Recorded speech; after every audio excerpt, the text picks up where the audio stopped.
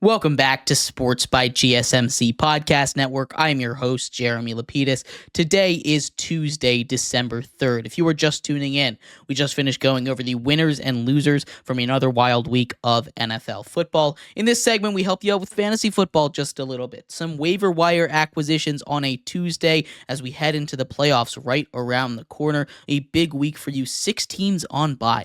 We'll talk about a way to avoid them, who you should target, at least one at each of the major positions. But before we get into that, remember, if you would like to be an even bigger part of the show than you already are, all you need to do is go to gsmcpodcast.net. Or if you are on YouTube, you can use that super chat feature. If you do either of those two things, a message should pop up on the bottom of the screen for you, me, and everybody else around the world to see. If you do have a burning question about sports, anything at all that you could talk about, go ahead and throw that in the comments. Throw it in the chat. I will get to it as soon as I possibly can. I appreciate everybody so much for sticking around, talking some sports with me here on a beautiful Tuesday, December 3rd. But like I was saying, we are going to finish off our show here with some fantasy football waiver targets. Big week for fantasy football. Some guys you might think about targeting. And we're going to start off at the quarterback position. Starting off, we look up matchups, right? If you're looking to stream a quarterback in case you had your main quarterback on bye, with 6 teams on bye this week, it could be a bit of an issue.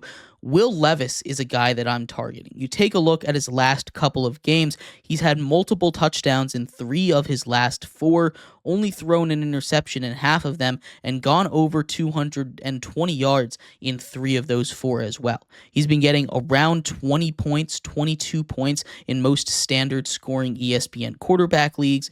This is a guy that I'm looking at against the Jaguars, a Jaguars defense who has been one of the worst in all of football against the pass. That secondary is awful. This is a guy that if you need a quarterback, an emergency quarterback, that's someone I would turn to. Some leagues might have a guy like Tua available. He might be a little bit safer. But if you're looking for a boom or bust candidate, that's someone that I'm looking at. As for who he's throwing to, the wide receiver side of things, someone that has been hotter than just about anybody else on the entire NFL on the same team as Will Levis, Nick Westbrook-Ikhine, 8 touchdowns this season. That's about 5th in the NFL right now. He only has 20 catches. 8 of those have gone for touchdown. Will Levis has fed that man for touchdowns for the last couple of weeks. He has gone off consistently. This is a guy that I would really love to target. He's getting a lot of love recently, but especially against the Jaguars. If you need a wide receiver, that's someone that I might pick up. He's going to be a risky touchdown dependent guy, but if you want a risk factor that could go for about 20 points, Nick Westbrook-Ikhine is your guy.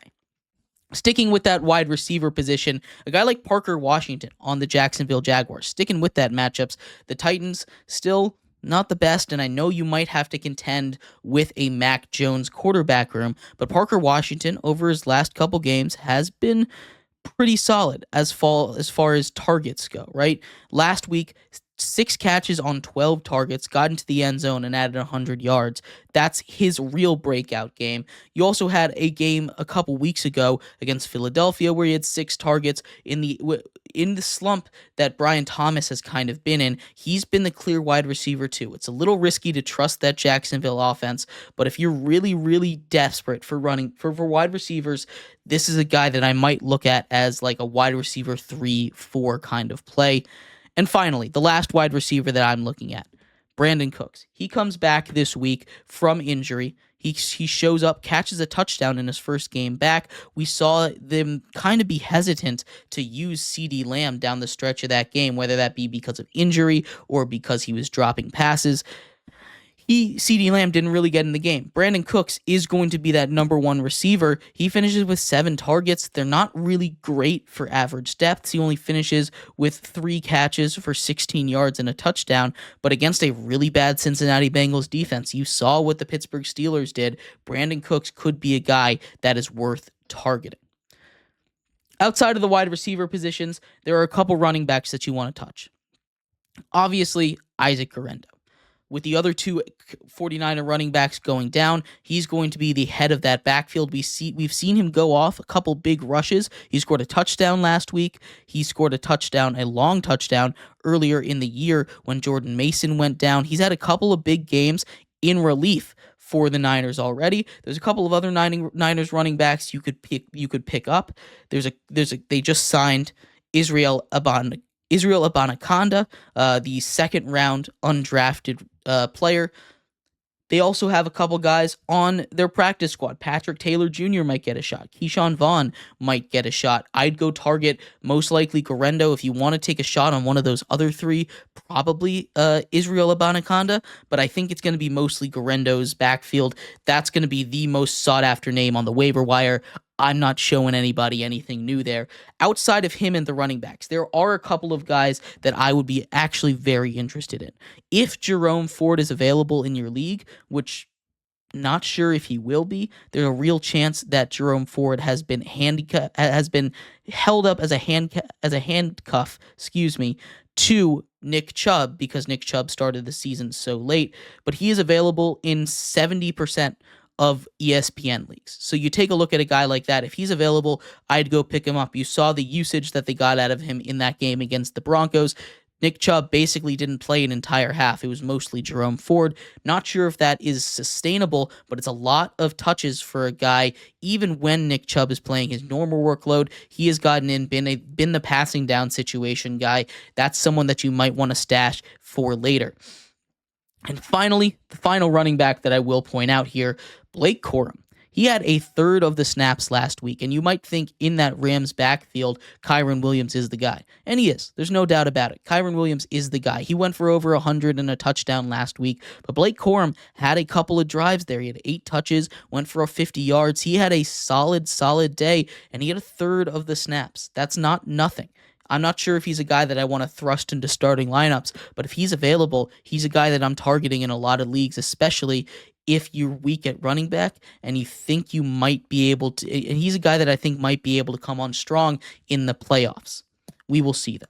But finally, the tight end. The tight end position is a little bit harder to guess. There's always going to be one or two of those guys that go off, but someone that I am targeting a lot, it's Noah Gray. Noah Gray, the Kansas City tight end, backup to Travis Kelce. He's only rostered in 7% of ESPN leagues. He's a guy who's caught 4 touchdowns in his last 3 weeks. He's gotten more and more targets as the season has gone on. In his last couple of games, 6 targets, 4 targets, 5 targets, 4 touchdowns. 58 yards, 66 yards, 23 yards. This is a guy that has gotten 4 receptions in 3 straight games. He is continuing to get solid work. He's getting about a 66% snap share out there, so he's out there on the field a good amount. This is a guy that if you need a tight end to fill in against the Chargers, who, they've been fine against tight ends. They let Mark Andrews get into the end zone 2 weeks ago on Monday Night Football, but this is a guy that I think would be absolutely worth picking up. That's just my opinion there. But let me know what you think. Who are you targeting in fantasy football? Who's your biggest target? How much are you spending on him? I'd love to hear your thoughts. And thank you, everybody, so much for tuning in to today's episode of Sports by GSMC Podcast Network. I have been your host, Jeremy Lapidus. We will be back tomorrow, same time, same place, talking about all things college football. The new college football playoff poll comes out. We have NBA power rankings tomorrow, as well as everything else that comes out from around the world of sports. I'll see you then. You all have a good one. Bye-bye.